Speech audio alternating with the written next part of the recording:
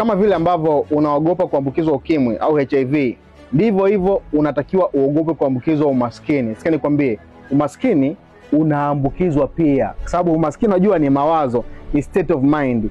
Kama ukiwa na mtu ambaye anawaza maisha ya chini, hawazi mabadiliko katika maisha yake, anaona tu matatizo yake ni mambo ya kawaida, anaona kufukuzwa kodi ni mambo ya kawaida, anaona mwanae kusoma shule mbaya ni mambo ya kawaida, yani amenormalize maisha mabaya, ameona kwamba yeye ni sema maisha yake.